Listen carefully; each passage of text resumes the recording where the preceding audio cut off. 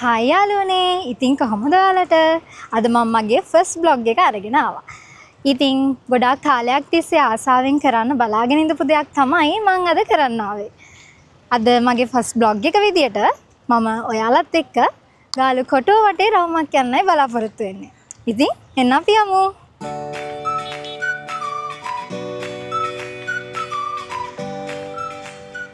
අන්න ඉතින් ගාලේ ටවුන් එකට එන ඕනම කෙනෙක්ට ගාලු කොටුව දිහා බැලුවම මුලින්ම පේන්නේ මෙන්න මේ ඔරලෝසු කනුව.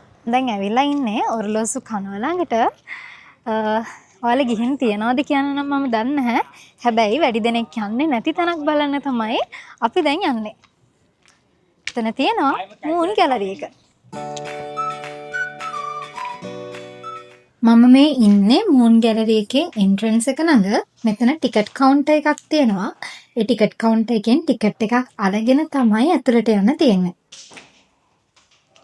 ඔන්න මම ආවා මූන් ගැලරි එකේ ඇතුළට. මම ටිකට් එක ගත්තා. ටිකට් එක රුපියල් 50ක් වුණා. බලමු මේක ඇතුලේ මොනවද තියෙන්නේ කියලා. පේන විදියට ඉතිහාසයේ සිද්ධ වෙච්ච විවිධ සිදුවීම් තමයි චිත්‍රයට නගලා තියෙන්නේ. මෙතන තියෙනවා පෘතුගීසීන් විසින් ගාල්ල වරාය අත්පත් කර ගැනීම සඳහා ගැටුම් දියත් කරගනිපු ආකාරය. මේ වගේ චිත්‍ර තමයි මෙතන තියෙන්නේ.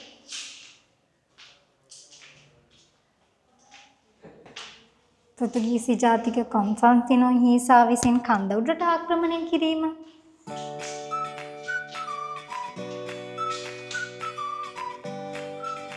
සුගරාජ් දේවියගේ ෆිල්මයක් තියෙනවා. නන්දේසි සෙබලෙක්.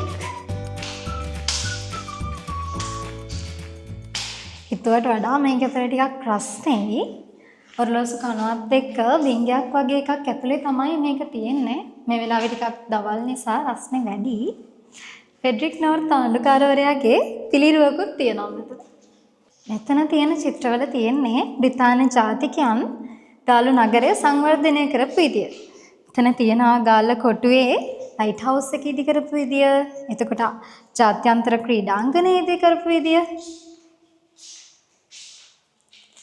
ගාල්ලේ ජීවත් වෙන ඔයාලට නම් ඔයාලගේ නගරය සංවර්ධනය වෙච්ච විදිය මෙතනින් ලස්සනට බලා ගන්න පුළුවන්. මම දැන් මූන් ගැලරි එකේ ඉඳන් එළියට ආවා. මම දැන් ඉස්සරහට ඇවිදගෙන යනවා. ඉතින් ගාලට එන ඕනම කෙනෙක් මිස් කරගන්න නැති තැනක් තමයි ගාලු කොටුව කියලා කියන්නේ. මේ වෙලාවේ නම් ටිකක් රස්නේ. හවස් වෙද්දී අපිට සන්සෙට් එක බලා ගන්න පුළුවන් වෙයි. අපි බලමු සන්සෙට් එකත් බලා ගන්න පුළුවන්ද කියලා. චුට්ටක් අන්ෂුව ගතියක් තියෙනවා මොකද වලාකුළු තියෙන නිසා. ඒත් අපි හවස් වෙද්දී බලමු අපිට සන්සෙට් එකත් බලා ගන්න පුළුවන් වෙයි. මට හිතුණා පොඩ්ඩක් එතනින් උඩට නැගලා බලන්න. නැගලා බැලුවට පස්සේ පේන්නේ මෙන්න මේ වගේ view එකක්. අතන ගාල්ල බස් ස්ටෑන්ඩ් එක පේනවා, ජාත්‍යන්තර ක්‍රිකට් ක්‍රීඩාංගණය පේනවා, සමල ග්‍රවුන්ඩ් එක. මේ පැත්තෙන් මුහුද. අනිම ලස්සන view එකක් තමයි තියෙන්නේ. ඉතින් මම ඇවිදගෙන යනකොට දැක්කා මෙතන තියෙනවා ගාල්ල කොටුවේ සම්පූර්ණ සැලැස්ම. ඉතින් මේ තියෙන්නේ ඒ සැලැස්ම. අපි මෙන්න මෙතනින් තමයි අපේ ගමන ආරම්භ කරේ. අපි මෙහෙම ඇවිල්ලා මෙතන තමයි ඔරලෝසු කනුව. මේක යට තමයි මූන් ගැලරි එක තිබ්බේ. දැන් අපි ඇවිල්ලා තියෙන්නේ මෙන්න මෙහෙම මෙන්න මේ තරු සලකුණ තියෙන ස්ථානෙට. මෙතන තමයි අපි දැන් ඉන්නේ. අපි දැන් යමු මෙන්න මේ පාර දිගේ ඉස්සරහට.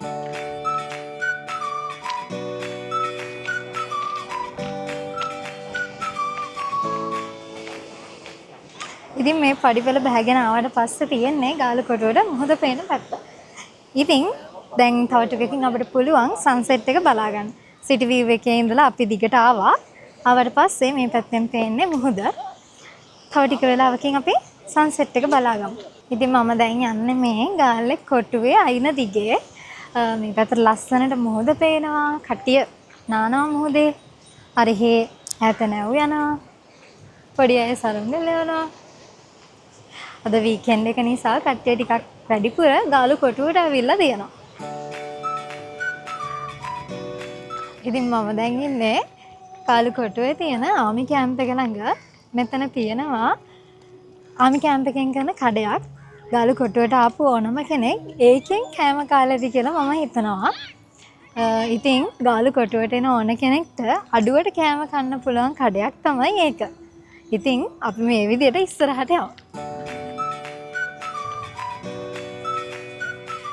ඉතින් හිත නිවිල යන හරිම කාම් වයිබ් එකක් තමයි තියෙන්නේ. ඉතින් ගාල්ලේ ඉන්න ගොඩාක් දෙනෙක් සතියේ වැඩ කරලා මහන්සිය නිවා ගන්න අද වගේ දවසක ගාලු කොටුවට එනවා. ඉතින් අපි ගාලු කොටුව කියලා කිව්වට ඇත්තටම මේක අතීතයේ තිබිච්ච බල කොටුවක්. ඉතින් මේ තියෙන්නේ ඒ කාලේ තිබ්බ විදියට තමයි ආකෘතිය හදලා කාලතුවක්කු.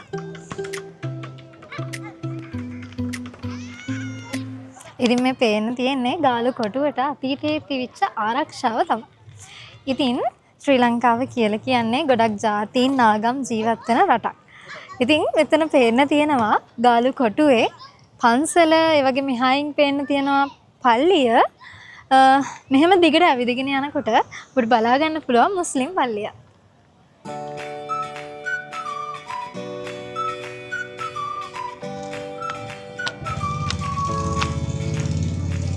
ඉතින් මම දැන් ආවේ ඔයාලට ටිකක් දැකලා පුරුදු තැනකට. මේ තමයි නෙප්චූන් යුද අට්ටාලය. මේක ඒ කාලේ තිබිලා නටබුන් වෙලා ගිහපු තැනක්. ඉතින් ඔයාලා දැකලා ඇති සින්දුවල විෂුවල් වල, එතකොට ෆොටෝ ෂූට්ස් වල එහෙම මේ තැන පාවිච්චි කරලා තියෙනවා. දැන් ටිකක් කලවර වටනා. ඒ නිසාම යුද අට්ටාලේ ළඟ ඉඳලා බීච් එක අයිනට ආවා. මොකද අපිට දැන් සන්සෙට් එක බලා ගන්න පුළුවන්. හැබැයි දුකයි පොඩ්ඩක් වලාකුළු වලින් ඉර වැහිලා තමයි මේ වෙලාවේ තියෙන්නේ.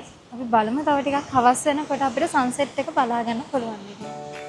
වීකෙන්ඩ් එකේ මම කරන ආසම දේ තමයි ගාලු කොටුවේ ඇවිදින එක. ගාලු කොටු බැම්මට වෙලා වාඩි වෙලා මුහුද දිහා බලාගෙන ඉන්න එක ඇත්තටම භාවනාවක් වගේ. ඉතින් මම ඔතනට වෙලා ටිකක් වෙලා වාඩි වෙලා ඒ කාම් වයිබ් එක හරිම ආසාවෙන් වින්දා. ඉතින් මෙන්න මේ විදිහට තමයි මගේ අද දවස ගෙවුනේ. ඉතින් ගාලු කොටුවට පේන ලස්සනම දර්ශනය පෙන්වන්න තමයි මම අද බලාගෙන හිටියේ. හැබැයි සන්සෙට් එක අද වැහිලා ගිහිල්ලා වලාකුළු වලින්. හැබැයි ගාලු කොටුවේ ඇවිදින්න තවත් ගොඩක් දුර තියෙනවා. ගොඩක් බලන්න දේවල් තියෙනවා. ඉතින් ඊළඟ වීඩියෝ එකෙන් මම ඔයාලත් එක්ක එකතු වෙන්නම්. ඉතින් මාව මතක ඇතුව ෆලෝ කරලා තියාගන්න. ඊළඟ වීඩියෝ එකෙන් හම්බෙමු. බයි.